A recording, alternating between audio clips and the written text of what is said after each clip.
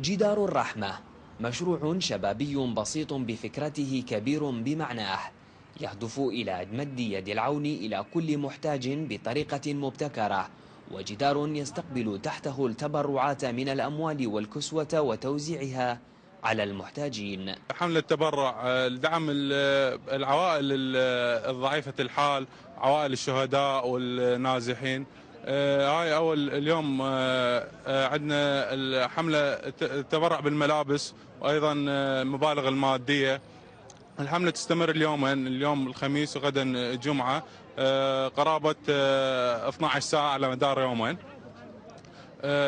وعندنا حملات أخرى إن شاء الله في دار المسنين وغير دوائر. نجمع من خلال هذا التجمع أي واحد عنده أموال، عنده أكل، عنده ملابس زايدة، يجي يخليها يمنا وإحنا راح نوصلها بأيدي آمنة إن شاء الله. الأهالي كركوك أولا ومن ثم بعدين إن شاء الله الأهالينا البقية النازحين والمحتاجين من بقية المحافظات. رغم صعوبة استحصال الموافقات من قبل الأجهزة الأمنية، إلا أن الشباب المتطوع حرص على إنجاز هذا المشروع الخيري إلى النهاية، حيث بدأ المتبرعون بالتوافد وجلب التبرعات.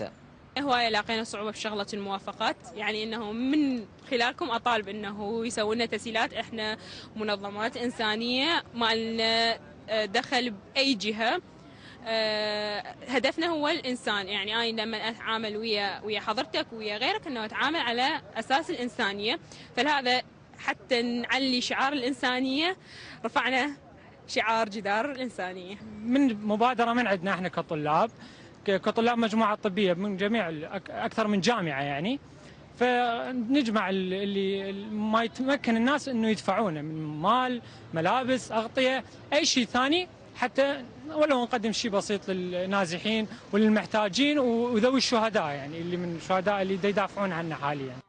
هكذا أصبح للإنسانية جدار. لقناة الفرات الفضائية، سيف الله اليونس، كركوك.